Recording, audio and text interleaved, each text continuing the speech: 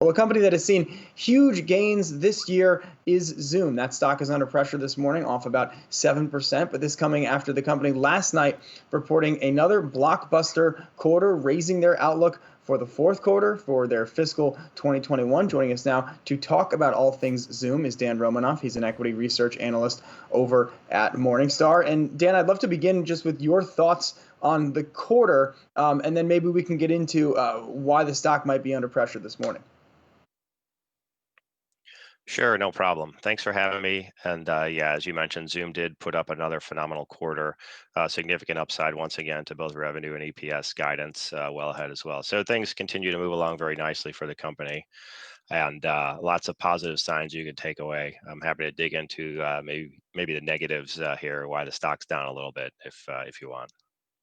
Yeah, Dan, I'll chime in and ask about that. One of the things that I've seen pointed to this morning potentially is the gross margin. Now, the gross margin is still 67%, but it is a decline quarter over quarter. The company has a lot of new paying customers. It also has a lot of free giveaways, right, to things like schools, which one could argue is a worthy thing to do.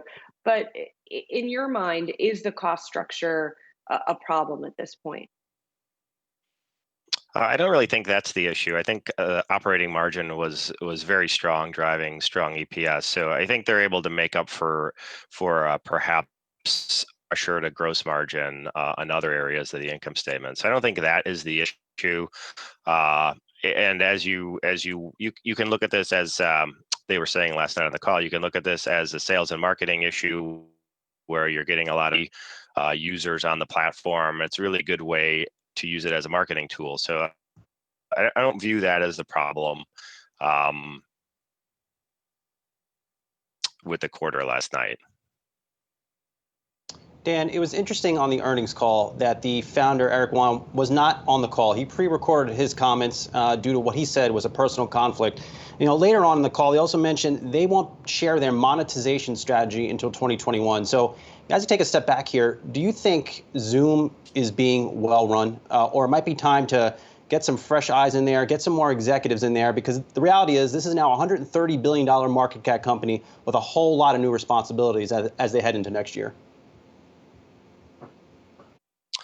I think the monetization strategy was specifically for some of the new things, like on Zoom, for example, where they're just not, it's a product that they introduced just a couple of weeks ago at Zoomtopia. So it's not something that they really have exactly figured out yet. I don't think anyone is really baking in big financial assumptions into that going into the next year. So I don't see that as an issue. And I think that Eric's done a nice job because Zoom did have some security issues, for example, this year. They were all over it. They were very transparent about it. They rectified the situation. So I think that is all good. From a product standpoint, obviously, Eric was an engineer, so the product itself, I think, stands on its own, and it's really, really a fantastic solution. That's why the adoption has been so strong. So I'm not sure that leadership is a problem just yet. Perhaps that's something that we may have to revisit going forward. But for now, I think that they're okay. So we'll see on that, but the monetization of like Zaps and on Zoom, I don't think that is an issue yet.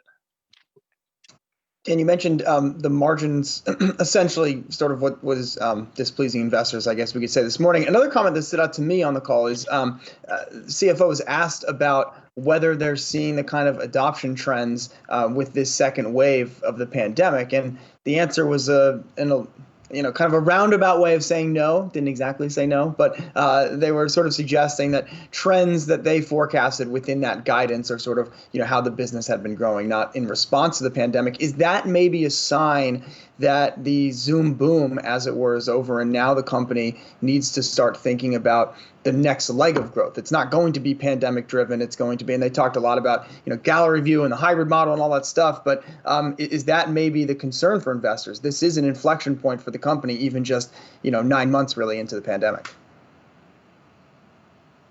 Yeah, so I think that the issue is that this has been the growth and the outperformance in the last couple of quarters for sure has been driven by these smaller customers that are flocking to the platform. So management has been saying for a few quarters now that they're expecting elevated churn, in the back half of the year, and here we are, sort of in the middle of the back half of the year, and churn is elevated, but it's not as bad as management was expecting. So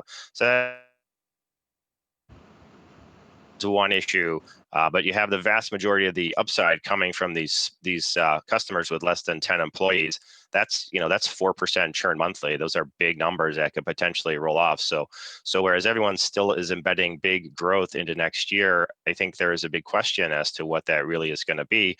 And you've seen typically those customers with 10 employees or less is sort of 20% of revenues for the last few years, and in this past quarter it was 38% of revenue. So I think that is a lot of the concern right now. Quite honestly, I'm not sure anyone has a really strong handle as to what the growth looks like next year. So yeah, consensus numbers keep coming up, but I think there is a lot of uncertainty as to what that really looks like into fiscal 2022. All right, Dan Romanoff with Morningstar. Dan, thanks so much for joining the program. Great to get your thoughts on Zoom today. Thanks for having me.